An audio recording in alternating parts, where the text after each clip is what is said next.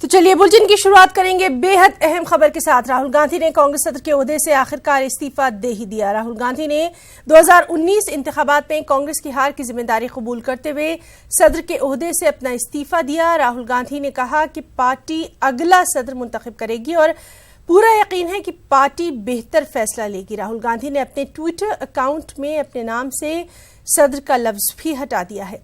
गौरतलब है कि राहुल गांधी को मनाने की गुज़िश्ता कई दिनों से कोशिशें भी जारी थी। राहुल जी ने करोड़ों कार्यकर्ता जो देश में हैं, कश्मीर से कन्याकुमारी तक, वो लोग बहुत दुखी हैं इस बात से कि राहुल जी ने इस्तीफा दिया। लेकिन मैं जो फैसला राहुल जी ने किया है, कांग्रेस का एक एक कार्यकर्ता उनके साथ है। अगर आपको याद हो 2004 में कयास आराइयाँ लग रही थी कि सोनिया जी जो है वो प्रधानमंत्री बनेंगी, और किस तरीके से उन्होंने वो पद लेने से इनकार किया और मनमोहन सिंह जी, आदरणीय मनमोहन सिंह जी को प्राइम मिनिस्टर बनाया। अगर आपको याद हो कि 2009 में ऑनरेबल प्राइम मिनिस्टर जो थे मनमोहन सिंह जी, उन्होंने ये कहा था कि राहुल जी को अब बागडोर संभाल लेनी चाहिए। जब राहुल जी ने उस वक्त मना किया था, तब भी बहुत सारे जो विरोधी हैं उन्होंने उसका बड़ा वो कहा था। मनमोहन सिंह जी ने आखिर में ये तक कहा कि राहुल जी कैबिनेट में आ जाएं। राहुल जी सत्ता के लालची नहीं थे। कांग्रेस प्रेसिडेंट क्यों बने और क्यों उन्होंने इस्तीफा दिया, ये तो अपने आप में एक पहेली है। उन्होंने इस दौरान क्या खोया क्या पाया, ये तो कांग्रेस पार्टी रिसर्च करेगी। जो तमाम बुद्धिजीवी और तमाम विश्लेषक हैं वो रिसर्च करेंगे। लेकिन ये तो स्थिति है कि अजीब दास्तां है, ये कहाँ शुरू कहाँ ख़त्म। तो अब ये दास्तां कहाँ शुरू हुई और कहाँ ख़त्म हुई और उसमें क्या खोया और क्या पाया कांग्रेस पार्टी ने, ये कांग्रेस पार्टी और उसके तमाम महान जो बुद्धिजीवी और विश्लेषक है तय करेंगे। ये उनका काम है। इस ग्रैंड ओल्ड पार्टी का ये जो ब्रांड न्यू पॉलिटिकल ड्रामा है, उस पॉलिटिकल ड्रामे से हमें कोई लेना देना नहीं। आज दिल्ली से आज़मीन हज की पहली फ्लाइट रवाना होगी। रात 11:50 पर दिल्ली एयरपोर्ट से आज़मीन हज का पहला काफिला सऊदी अरब के लिए रवाना होगा। दिल्ली एयरपोर्ट से आज दिल्ली, यूपी, हरियाणा, पंजाब, हिमाचल प्रदेश, कश्मीर, चंडीगढ़ के आज़मीन हज सऊदी अरब के लिए रवाना होंगे। तमाम आज़मीन को रवानगी से 4 घंटे पहले एयरपोर्ट पहुंचना लाजमी है। दिल्ली के हौस काजी इलाके में तशद्दुद के मामले में वज़ीर दाखिला अमित शाह ने दिल्ली के पुलिस कमिश्नर अमूल्य पटनायक को तलब किया और उनसे तमाम सूरत हाल की जानकारी ली। पुलिस कमिश्नर ने अब तक की गई कार्रवाई की जानकारी वज़ीर दाखिला अमित शाह को दी और कहा कि तशद्दुद मामले में 4 लोगों को गिरफ्तार किया गया है। गिरफ्तार शुदगान में मोहम्मद अनस और मोहम्मद जुबैर के नाम शामिल हैं। इनमें मोहम्मद अनस का मुजरिमाना रिकॉर्ड भी है। इसके खिलाफ आर्म्स एक्ट और छीना झपटी का केस भी दर्ज है।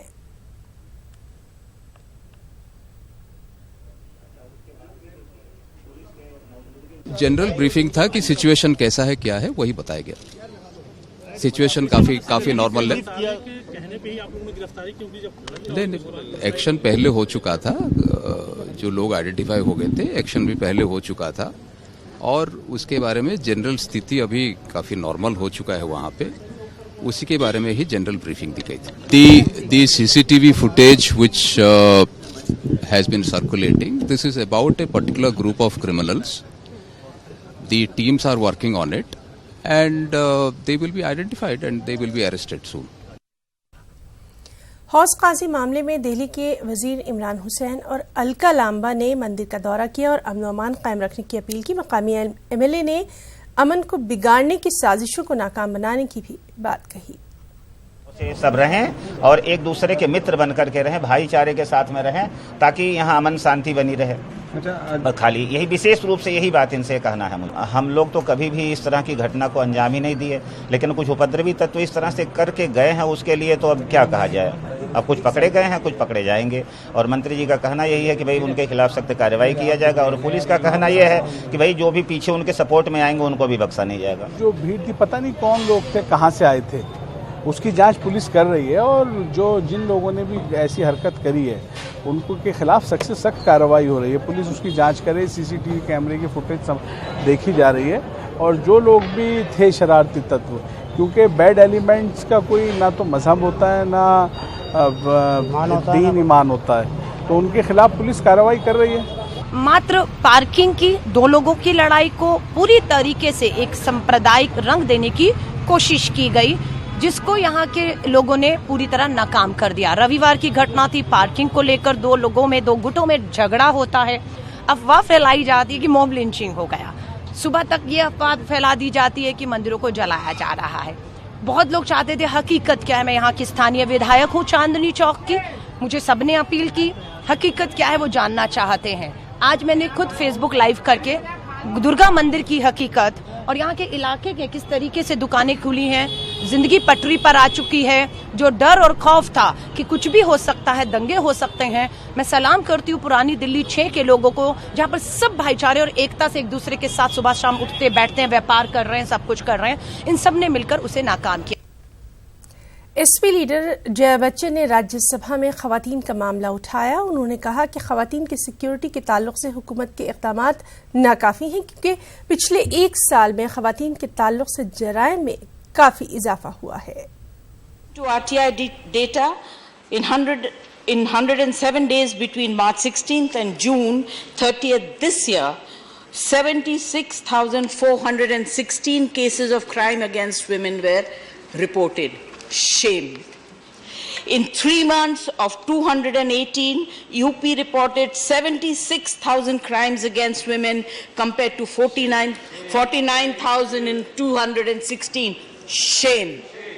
No slogans, please. Sorry? You have to make a submission, madam. I'm not. This is 0 hour. You say I'm same, making a then the others also are saying chorus Sir, you same. give me Then time somebody for will give, this. Somebody also will say same thing. This is not the purpose. Question is you have to project and put the manner in such a way Sir, so it's that a the government statement. understands. I'm not giving a slogan. Yeah. Delhi में अभी तक monsoon ने दस्तक नहीं दी है, लेकिन बादलों की वजह से दिल्ली के दर्जे हरारत में कमी जरूर आई है। दिल्ली के मौसम के ताल्लुक से हमारी साथी ने माहिर मौसमियात से खास बातचीत की है। लोगों को तेज गर्मी का सामना करना पड़ रहा है। अब भी मानसूनी बरसात का इंतजार दिल्ली वालों को है, लेकिन क्या ये तय समय पर जो मौसम विभाग ने कहा है वो आएगा? 7 और 8 तारीख का प्रेडिक्शन इसमें है, लेकिन क्या उससे पहले दिल्ली के लोगों को गर्मी से राहत मिलेगी? इस पर बातचीत करने के लिए मौसम वैज्ञानिक कुलदीप जी हमारे साथ मौजूद हैं। कुलदीप जी, बहुत ज्यादा गर्मी झेल चुके हैं दिल्ली वाले, क्या आने वाले दिनों में राहत मिलेगी क्या दिल्ली के लोगों? देखेंगे, राहत ऑलरेडी हमारे पास शुरुआत हो चुकी है। कल भी तापमान जो है हमारे पास जो हीट वेव कंडीशन से 1-2 डिग्री सेंटीग्रेड कम आया था, 39 के आसपास आया था। और आज भी देखेंगे जो तापमान है हमारे पास लगभग 2 डिग्री कम चल रहा है और 38 के आसपास आने की संभावना है, जो नॉर्मल से 1 डिग्री के आसपास होगा। साथ ही साथ हमारे पास पूर्वी हवाएं चल रही हैं जो कि नमी लेकर आ रही हैं। इसके एसोसिएशन में पूरे आप कहते हैं पश्चिमी उत्तर प्रदेश और जो दिल्ली एनसीआर में बादल छाए हुए हैं और ये रात से ही छाए हुए हैं हमारे पास, तो इसके एसोसिएशन में थोड़ा वेदर कंफर्टेबल हुआ है। और ये चूंकि हमारे पूर्वी हवाएं हैं, नमी लेके आ रही है, ये मानसून की हवाएं हैं हमारे पास। और अगर देखेंगे कि तो हमारे पास कंडीशन जो है मानसून के ऑनसेट के लिए फेवरेबल बना हुआ है। अगले 48 घंटों में दिल्ली एनसीआर में और हरियाणा और पश्चिमी उत्तर प्रदेश के जो बाकी इलाके हैं वहाँ पर मानसून हमारे पास आ सकता है। और साथ ही साथ अगर हम आगे आने वाले दिनों की बात करते हैं तो कल से आज हमारे पास हल्की फुल्की बूंदाबांदी होने की संभावना है।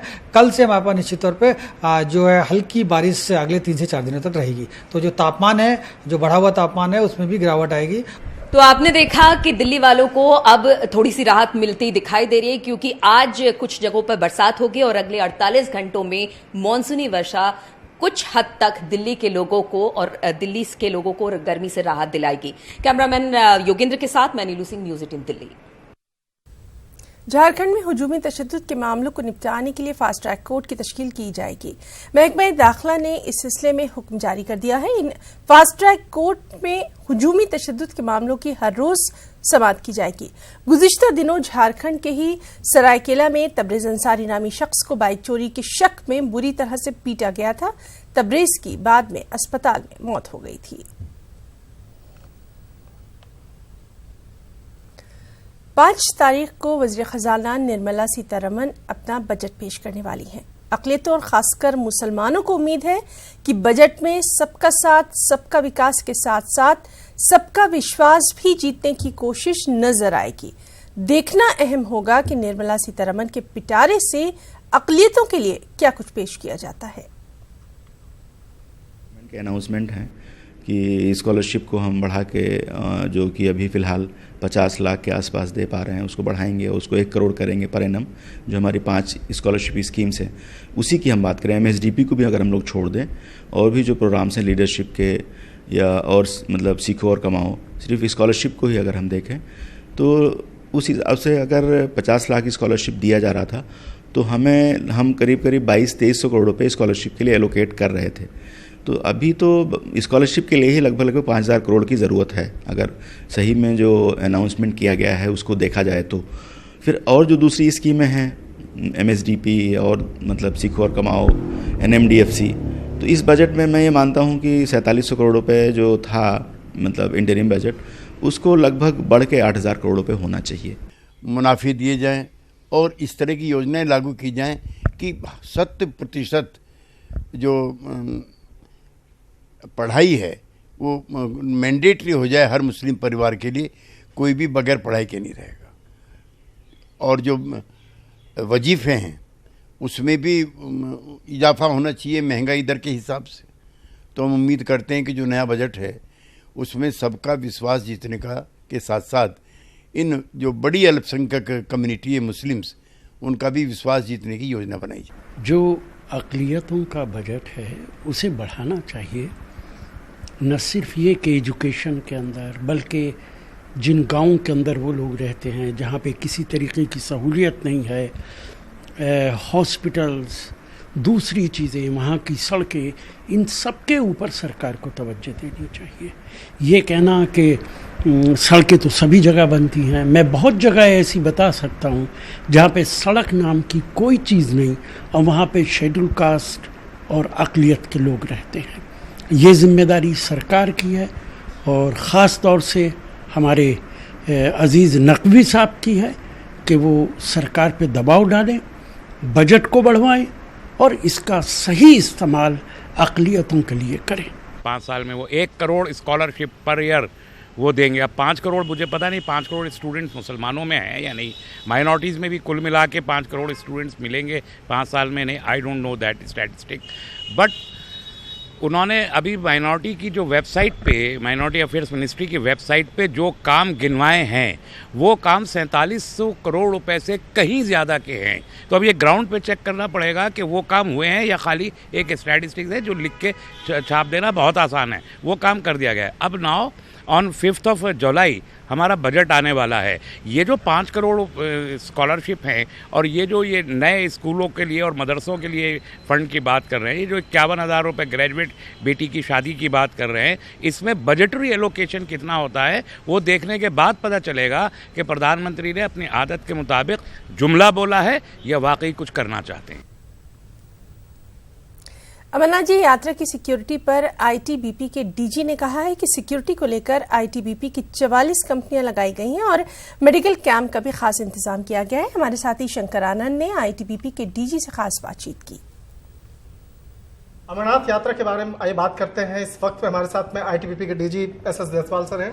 सर, वहाँ पर आप लोग जिस तरह से बाकायदा तमाम सुरक्षा व्यवस्था के साथ साथ वहाँ की जो अमरनाथ यात्री आते हैं उनकी व्यवस्था में भी आप लोग हैं, तो किस तरह से आप लोग वहाँ पे जो यात्रियों के लिए और उनकी सुरक्षा व्यवस्था का आप लोग ध्यान रख रहे हैं? अमरनाथ यात्रा में सारे के सारे J&K स्टेट पुलिस, सारे के सारे CAPF के काफ़ी कंपनियाँ लगाई गई हैं और उनमें सारे के सारे फोर्सेस की जो कंपनियां हैं उनमें वर्क डिवीज़न है, एरिया डिवीज़न है और बहुत ही अच्छा उनका कोऑर्डिनेशन है।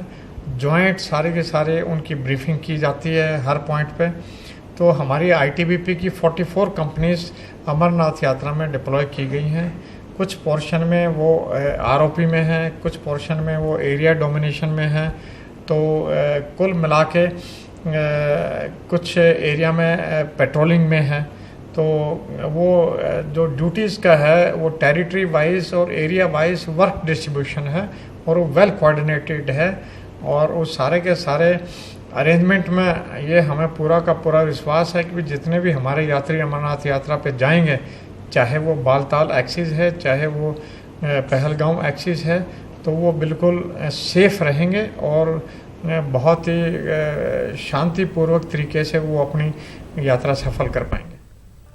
भोपाल में शाहजहानी पार्क में गेस्ट टीचर्स ने सरकार के खिलाफ एहतजाज किया। इनका कहना था कि असेंबली चुनाव के दौरान कांग्रेस ने 90 दिनों के अंदर रेगुलर करने का इनसे वादा किया था, लेकिन इन लोगों की मांग पर अब तक कोई कार्रवाई नहीं की गई है। इसलिए सरकार के खिलाफ गेस्ट टीचर्स में सख्त नाराजगी देखी जा रही है। हमारी नुमाइंदा रंजना ने इनका जायजा लिया।